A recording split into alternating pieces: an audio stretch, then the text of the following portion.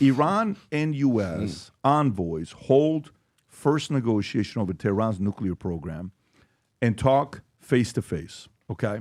Rob, if you got a clip on this, U.S. Middle East envoy Steve Witkoff and Iranian Foreign Minister Abbas Araghchi held the first face-to-face talks since the Obama era, with the White House stating Special Envoy Witkoff's direct communication today was a step forward in achieving mutually beneficial outcome. Trump's commented on Air Force One. Is this the one that you have, Rob? Yes, I have two. I have President Trump, and then I also have Pete Hegseth discussing what would happen if they don't come to a deal. Go to Trump first, and then we'll go to Hegseth. Go for it. You can't have nuclear weapons.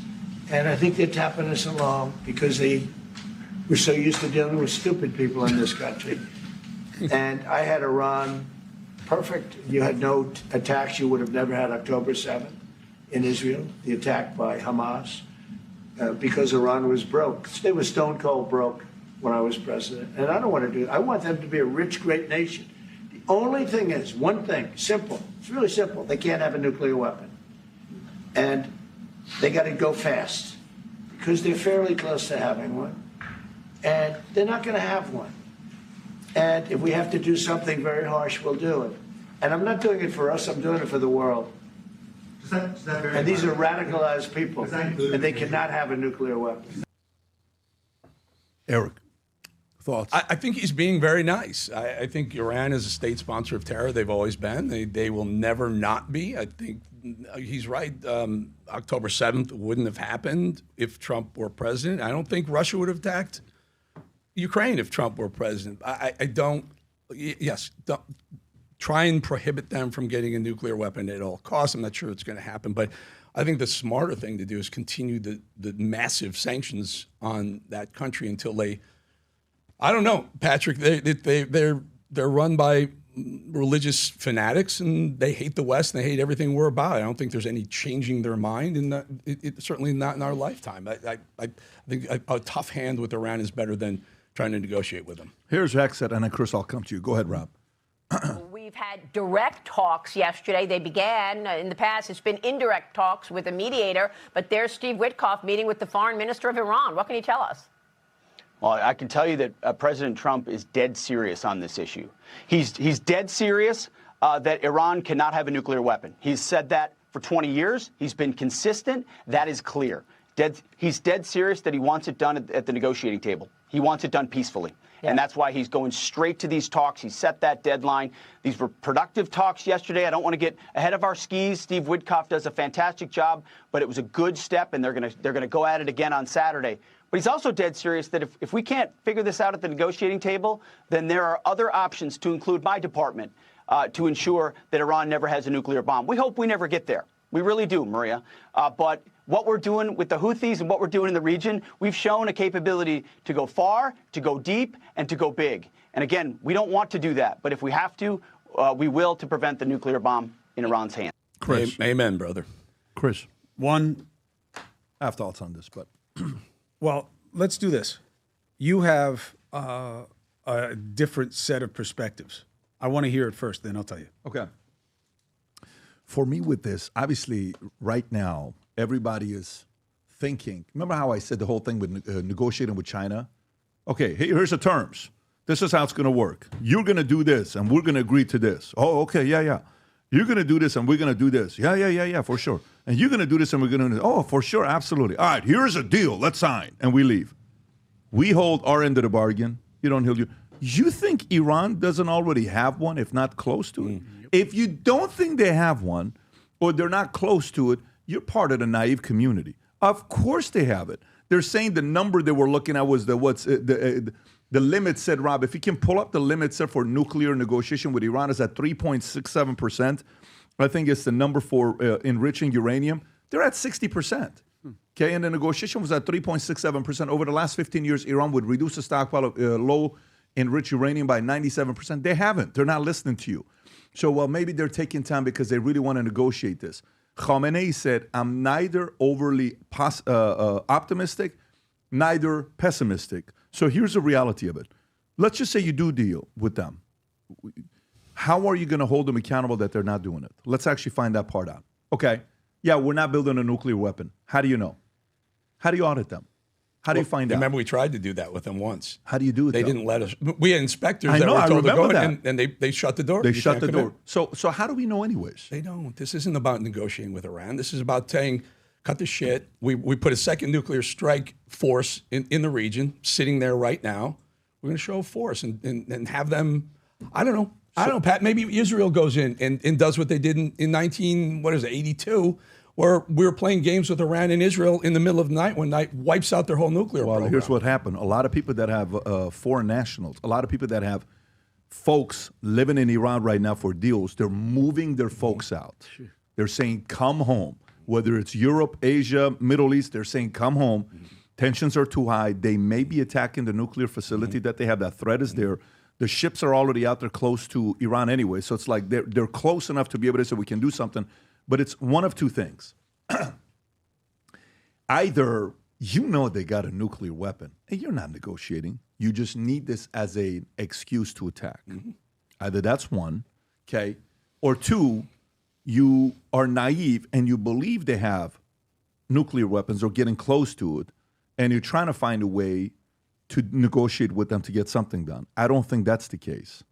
So which one is it? Are we opening up for Israel to do what they want to do? Does Israel want to do something? Would Israel like to attack their nuclear facilities? Do you think Israel, as strong of a intelligence unit that they have, that they claim they have, that, we've all seen it and read about it, do you think they already have some insiders that know exactly where what do you think are the chances of them knowing exactly where the facilities are? Very high. 100%. Very high. Perfect. Okay. I'm going 100%. I Perfect. know I'm not supposed to say it. So I'll take the over. Yeah. They know. Okay. So let's say we're sitting there saying they know. All right. Do you think Israel is going to wait on U.S.'s lead on how to negotiate this? Or do you think Israel's reputation is they may be saying, let's put this out there, give us the permission to go in and do the job? Permission. Give us the support. Give us everything we need. Just give us the wink.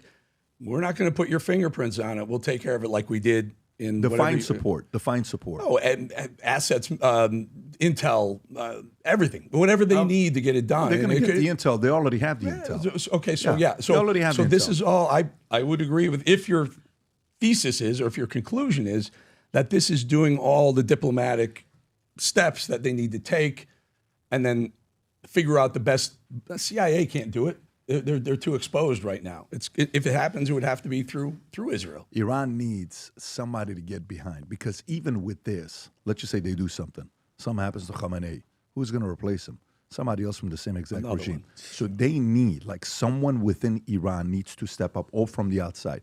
Someone with a strong backbone who wants the job, has to rally and win the people over, or someone needs to come to, a group of people need to come, like who were we talking to the other day? J.D. Vance's brother was here yesterday, and we're having a great time. We're giving a tour of the property. He wanted to see the place. Corey, we're having a conversation together, and they said for many, many years, the family was saying, J.D., you ought to run.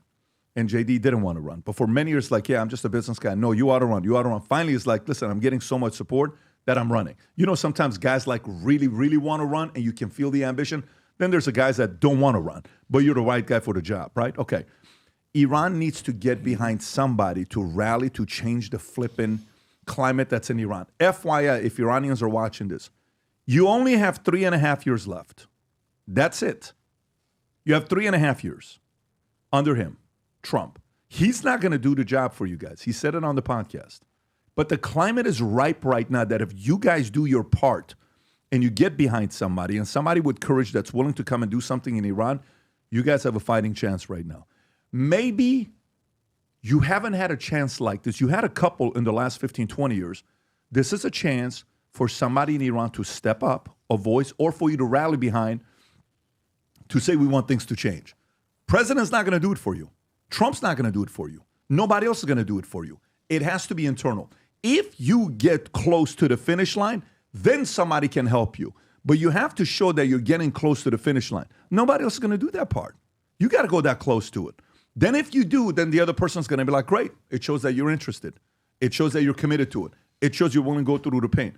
But I think if Iran, similar story for me with China, the reason why I'm supportive with the tariff stuff that we're doing right now is because I know somebody else has to deal with the tariffs with China in the next 5, 10, 15, 20 years. You're not going to have another guy like Trump in a while. You're not. You got one right now. And it's not, hey, come cause a war. No. Why don't you guys do something there to want to change the revolution? Get up there again. Start making some noise. This is the time for Iranians to want to do it. I don't say it's an easy thing. I'm not sitting here saying, hey, how come you're not thinking about the livelihood of our families and all this other stuff? I don't say it's going to be easy. All I'm saying to you is if you want Iran to change. So when we think about the Middle East pre-79, the Middle East was pretty peaceful. They didn't have a lot of issues in the Middle East pre-79, Khomeini coming in. Ever since 79, Khomeini came in. The Islamic Revolutionary Guard came in. The Middle East has been in shambles. Not Iran. The Middle East has been in shambles since 79. It's been 46 years now. What if some of the folks out there start rallying behind some names? We'd love to know some of these names. Right now, if I told you who's the voice, who would you say? We don't have a lot of names. Who is it? Who's going out there? Who's holding meetings? Who's going across out there at Dubai holding meetings with a lot of different leaderships coming through? Who's doing that? I don't know. I don't think a lot of it's happened, or else the rest of the world will be talking about it. But I think Iran has a chance to do something with it right now. And this discussion, I think at any point, if the speculation is that these guys, Israel, is hoping to kind of like set it up for us to attack, at any point something can happen there. And I don't think it's going to be, we're trying to negotiate a nuclear deal.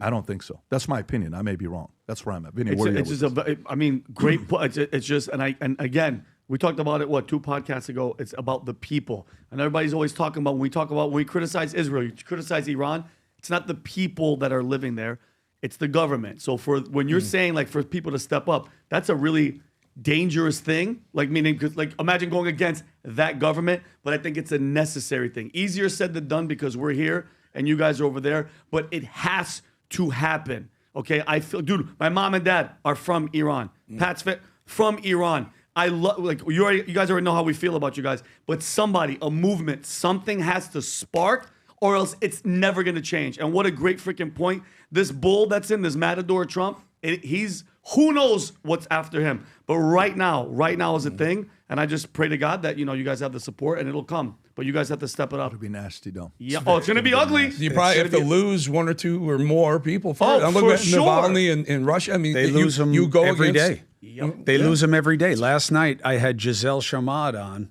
Her father was stolen, falsely convicted, tortured, executed. Biden couldn't get him back. Trump wasn't here. And they then sent the body back. His tongue was cut out. Parts of him are missing. These are terrorists, okay? So to Pat's point, can't be trusted. I will say that political payback is sometimes gratuitous. Leaving that deal was a mistake. It was all you had. And now you'll be lucky to get a deal that looks like that. To your point, it probably won't be a deal at all. You don't know any names because they'd be dead. That's why you don't know any names about who may be bubbling up to have a populist revolt, because this is an oppressive regime. I don't know what the answer is. Israel needs American support because they don't have the munitions that we call those bunker busters to go deep enough to get where it has to go. America has them. So we would be involved militarily on it. If you keep them from getting a nuke now, do you keep them from getting a nuke forever? No. There has to be regime change there. And I don't think we know what to do. I don't think Trump knows what to do. I think talking can't hurt, but to your point, they can't be trusted. No way. No way. No, I mean, look, I put Iran and China in the same place. We had Richard Warner the other day, and he's talking about the fact that, Deng Xiaoping, who was a guy back in the days who was a pragmatist, he went to Japan and said, hey, I know we don't have the best relationship right now. How did you kind of fix your economy? And he says, hey, we got 5,000 banks, 5 million loan officers doing 35 loan applications per week. Deng comes back, starts working on the banks, the economy changes, everything changes. Xi is not Deng. Deng is willing to go talk. Xi is not that guy. If Xi wants to do something with U.S., Xi would have come to U.S., sit down and have a conversation with. If we get that meeting taking place, okay, then maybe sentiment changes, situation changes. But hey, if I'm Trump, you know what else I'm doing? You want to kind of fix the tariff? Allow all our social media companies into China. Why are you worried about it? Allow our social media companies into China. Allow Facebook, Google, YouTube. Allow all of us in China. I mean, why are you worried? Let's kind of make this thing work. It's not going to be happening.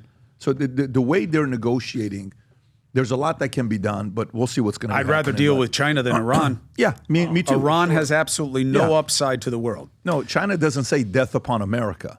China it just doesn't like the Western ideas that we have, and they're still clinging on to communism. And the sanctions squeeze the people. That's the one problem with the sanctions, is you squeeze the people. Life becomes horrible for the people that you want to help.